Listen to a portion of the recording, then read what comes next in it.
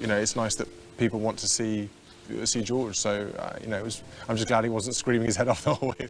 And as we celebrate the man who waited decades to be a monarch, spare a thought for his grandson, 11-year-old Prince George. Prince George's trusted bodyguard, a familiar yet silent presence by his side for 4 long years, was suddenly dismissed without a trace of ceremony or explanation. The royal household kept quiet, but the internet didn't.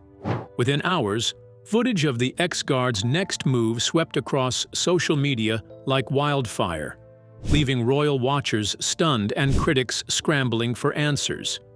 It wasn't just unexpected, it was unprecedented. So, could one man's bold step shake the palace to its core? Stay tuned, because this royal twist is anything but ordinary. Why Princess Charlotte's bodyguard was really let go. From the outside, she was just a nameless figure, always a few steps behind Princess Charlotte, expression unreadable, presence constant. But within the palace walls, Captain Eliza Ward was more than just security. She was a soldier-turned-guardian, a silent shadow who became an unexpected anchor in a world of flashing cameras, rigid schedules, and carefully crafted smiles.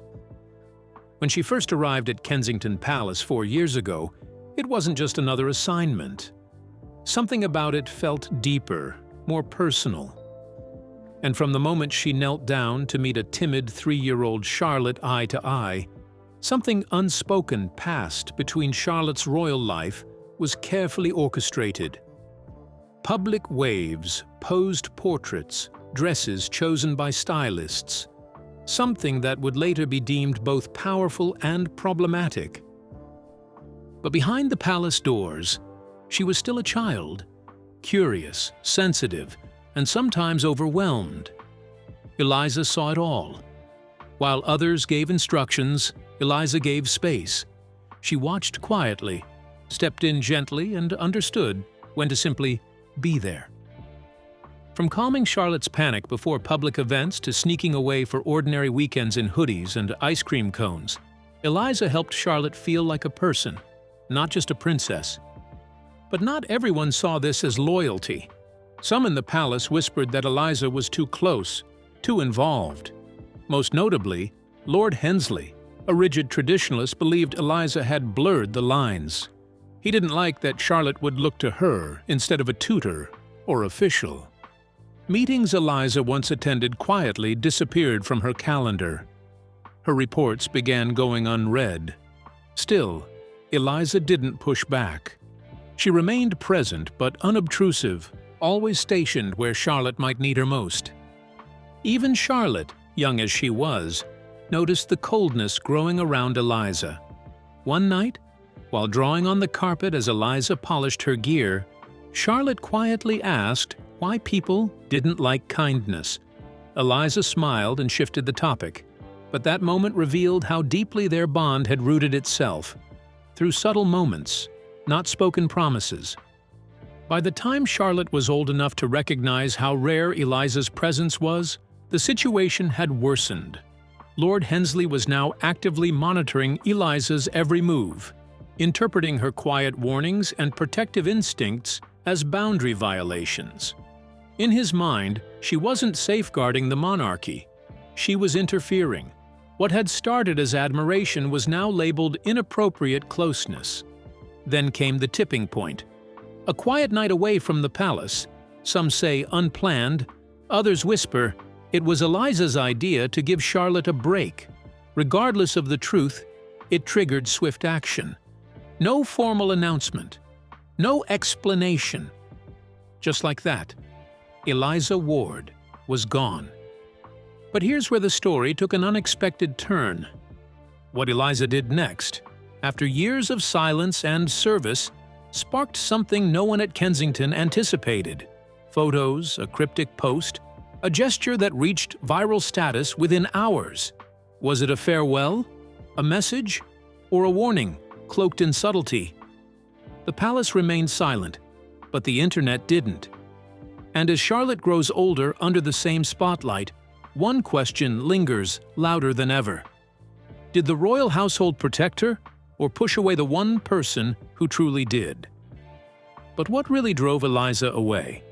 And did the palace shield Charlotte, or sacrifice her protector? Stay tuned to uncover the truth. Royal security scandal. Eliza's exit leaves palace in silence. From the outside, it looked like another seamless day of royal elegance. Princess waves, well-rehearsed smiles, and polished security. But behind the soft glint of palace windows and official appearances was a man whose presence had quietly become as dependable as the crown itself. Eliza, a once anonymous figure in the royalty protection group, had spent 4 dedicated years shadowing Princess Charlotte, not just as a bodyguard, but as something far more intimate, a trusted constant in a world that never stops watching. Before stepping into the royal circle, Eliza had already carved out a reputation in counterterrorism. Her entry into royal protection came with expectations she was more than prepared for, yet nothing could fully prepare her for what it meant to protect a royal child. This wasn't just about risk assessments or crowd control. It was about reading emotions before words, offering space when needed, and blending into the shadows without ever truly disappearing. She once told a colleague, "You're not guarding a symbol. You're protecting a little girl who just wants to be herself." Insiders whisper that Charlotte, wary at first, grew deeply fond of Eliza. From school runs to summer strolls through Balmoral Gardens, their bond formed quietly. There were no headlines about it, but those close to the family noticed the difference. Eliza's calm presence helped Charlotte navigate the stress of growing up in the spotlight. Other officers admired her instinctive timing, stepping in with subtle support during overwhelming engagements, or backing away when Charlotte needed her independence. And it wasn't just Charlotte. Eliza earned quiet respect within the ranks of military intelligence. Section 5 liaisons for her strategic foresight. She reportedly influenced changes to internal travel protocols for royal children, after pinpointing flaws during a visit to Sandringham in 2022. Her meticulous attention to crowd psychology made her a quiet powerhouse in the background of high-profile events. But in a job where visibility is failure and silence is mastery, accolades rarely come with applause. Then came the shock, her departure, abrupt, unexplained. No farewell statement, no gentle transition. The woman once called an invisible shield by a senior guard was suddenly gone. Rumors swirled. Was it politics, budget cuts, or had her deep bond with the young princess become uncomfortable for palace dynamics? The royal family remains silent, but the internet isn't. Eliza's quiet exit and the viral reaction that followed left many asking, when loyalty becomes too visible, does it become a liability? Whatever the reason, her absence is now felt in more than just security plans, because behind every royal figure is a protector. And sometimes, that protector's story is the one worth watching. What really changed when Eliza vanished from Charlotte's side? Was it just her smile, or something deeper? Stay tuned to find out. When Princess Charlotte stopped smiling for the cameras, the palace halls were still grand, the events still glittered, and the photographers still captured her every move. But something had shifted. Princess Charlotte moved like a royal, smiled like a queen in training, and delivered speeches that left grown-ups applauding her poise. Yet behind closed doors, things were unraveling.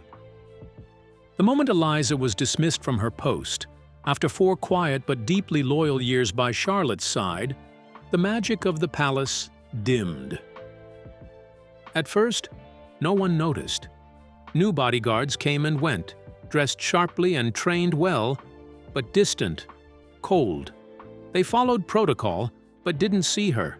Not the girl who laughed until she hiccuped over fallen art supplies, or the one who'd once crept into Eliza's quarters past bedtime for secret hot chocolates.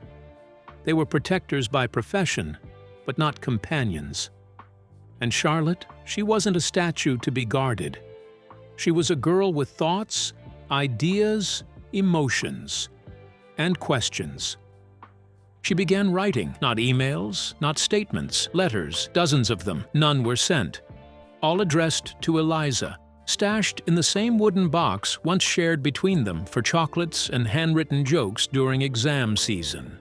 At first, they were short, 1 or 2 lines. But as the weeks passed, they grew. 4, 5 pages of raw emotion, frustration about being talked over, invisible decisions made for her, bodyguards who never asked if she was okay, palace staff who spoke about her like she wasn't there. She remembered one moment that stung more than most, a visit to a children's charity. She tried to kneel beside a boy in a wheelchair, only to be waved off by a staffer who claimed it wasn't part of the plan. That same week, she saw an email scheduling her week, every hour accounted for, without her input. She wasn't angry at the duties.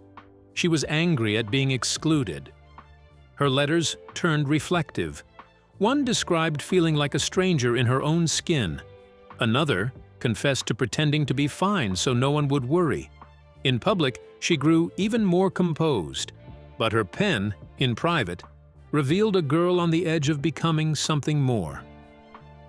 One afternoon, as sunlight cut through her study window, Charlotte did something different. She didn't write to Eliza. She wrote to herself. And in that moment, she made a quiet promise. No more waiting for someone to give her permission. She would decide. Speak, question. That was when everything began to change. No dramatic outburst, no press release. Just subtle defiance, requesting her speeches early, asking who approved guest lists, staying longer in rooms where important conversations were happening. No one suspected what was unfolding behind her carefully measured expressions. But under her bed, the letters to Eliza continued piling up, and somewhere in between, a plan was forming. Maybe Charlotte wasn't planning a rebellion. Maybe she was just reclaiming what had always been hers, her voice, her truth. And this time, she wouldn't be writing it in secret. What if Princess Charlotte's speech wasn't rebellion, but a coded message for someone lost to silence? Stay tuned to uncover more. Princess Charlotte breaks royal tradition. The halls of Westminster had seen their fair share of tradition, but nothing quite like this. As the soft summer sun bathed the historic chamber in golden light, the crowd inside buzzed with anticipation. It was Commonwealth Youth Speech Day, and all eyes were on the youngest royal ever invited to speak. At just 10 years old, Princess Charlotte was poised to deliver a perfectly rehearsed message on leadership. Cameras clicked, journalists leaned forward, and palace aides whispered from the sidelines. But no one, not even those closest to her, expected what came next. The speech had been written for her, polished, diplomatic, safe. But Charlotte, beneath her royal composure and dazzling blue dress, had carried something far more personal onto that stage. Her calm smile masked a restless night before, hours spent pacing, thinking not of leadership, but of someone who hadn't been seen in months, Captain Eliza Ward. For 4 silent years, Eliza had walked beside Charlotte. Through school gates, motorcades, and teary goodbyes, never seeking credit, always protecting, always present. Then one day she was simply gone. Reassigned, they said. No ceremony, no farewell, just replaced. And that silence had never sat right with Charlotte.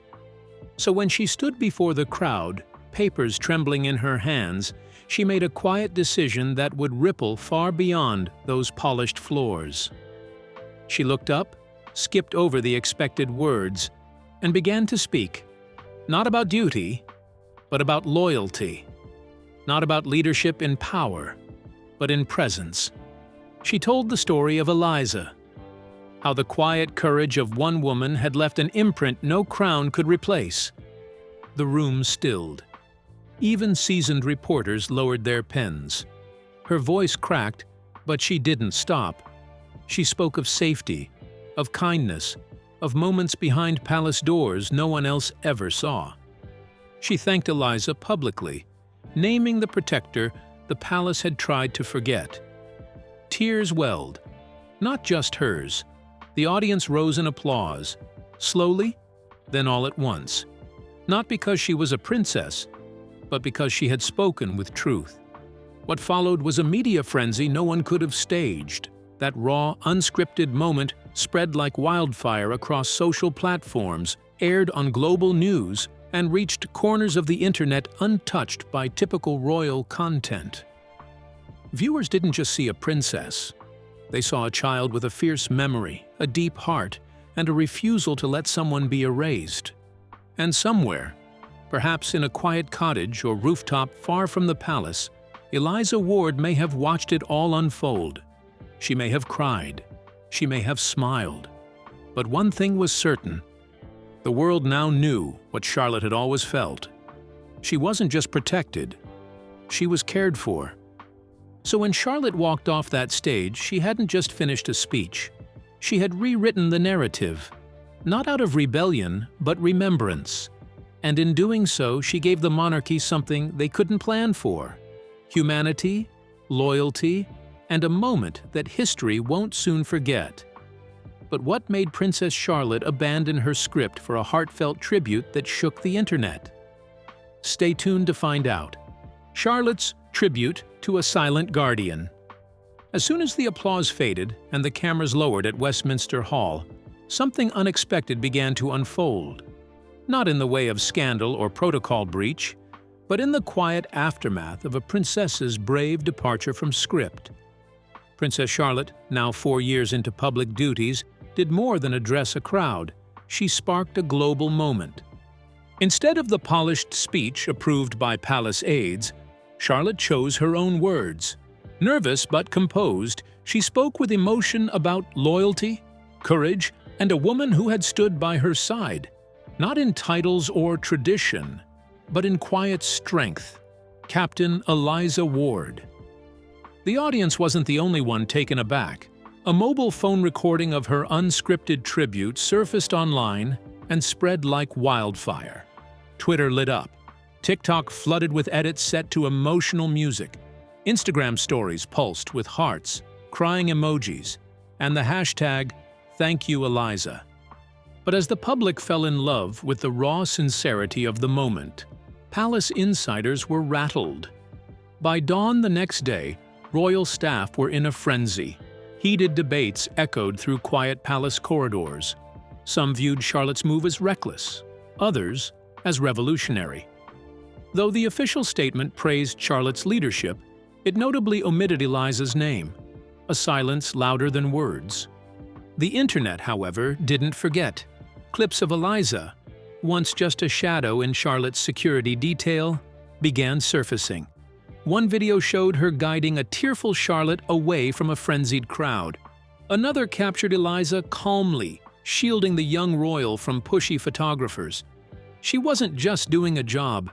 She was offering something more: a sense of safety, loyalty, and warmth in a world that rarely allows it. As public interest soared, stories of silent guardians began pouring in. Teachers, caretakers, mentors, soldiers. One charity in Canada even launched a scholarship for young girls in Eliza's honor. The message was clear. People had connected not just with Charlotte, but with the idea of unrecognized support. Back in the palace, Charlotte stood before her parents, unsure of what her boldness might cost her.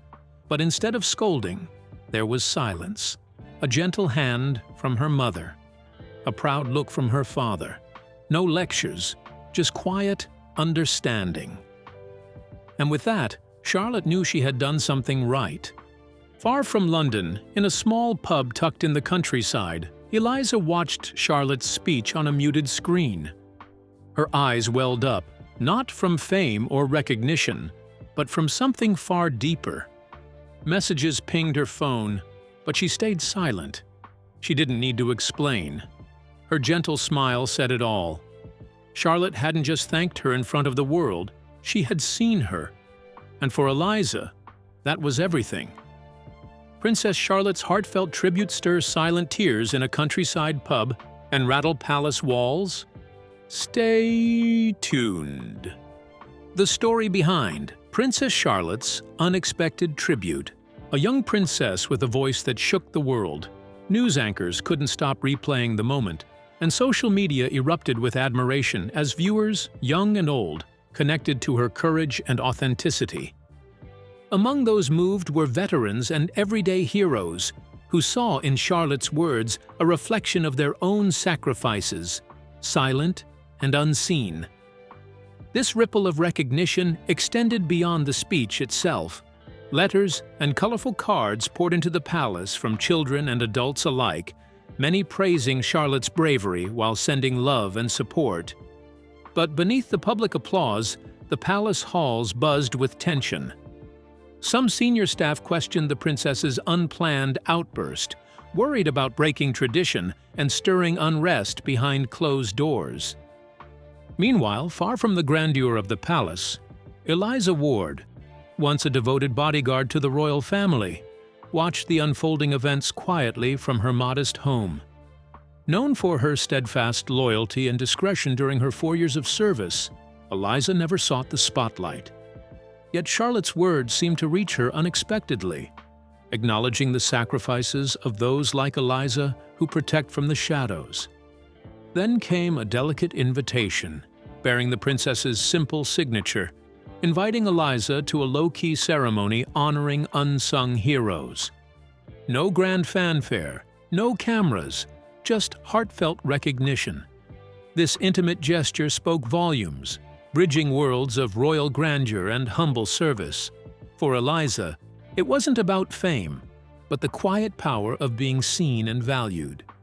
And for Charlotte, it was a bold step toward reshaping what it means to be royal, one honest, emotional word at a time. What really happened in that quiet room to reunite Charlotte and Eliza after 4 silent years? Stay tuned to find out. A silent reunion that sparked a quiet revolution. No headlines, no cameras, just a dimly lit charity evening tucked away in London's quieter corners, far from the dazzle of royal engagements. Princess Charlotte arrived without fanfare, her presence soft and unannounced, a far cry from the pomp that usually follows a royal. She wasn't seeking attention. She was seeking something real. And then, unexpectedly, there she was, Eliza. It had been 4 long years since Eliza, Charlotte's fiercely loyal bodyguard, was dismissed under mysterious circumstances. There were whispers, speculation, and uneasy glances at royal events, but never any official explanation. That night, under dim lights at a quiet London charity event, Eliza stood at the back of the room. She wore no uniform, just a simple black dress, holding a glass of water with the same composed strength Charlotte had always admired. For a moment, Charlotte froze. The room blurred. All she could see was the woman who had once been her shield, her confidant, and her quiet source of courage. When their eyes finally met, it wasn't words that bridged the silence. It was their embrace, firm, emotional, and unspoken. It carried years of trust, hurt, and unanswered questions, now dissolving into something tender and real. In the weeks that followed, they met again. No headlines, no cameras, just quiet afternoons filled with tea, healing, and the rebuilding of a once unbreakable bond. One day, Eliza revealed her dream to create a training program for young women, especially those overlooked by society, in the art of protection, both physical and emotional. Charlotte didn't hesitate. She believed in the vision, and with discreet support from her father, they made it happen. No spotlight, just purpose and quiet revolution. But what do you think pushed Prince George's bodyguard to take that shocking step after 4 loyal years? We'd like to hear your thoughts. Don't forget to like, comment, and subscribe for more royal twists.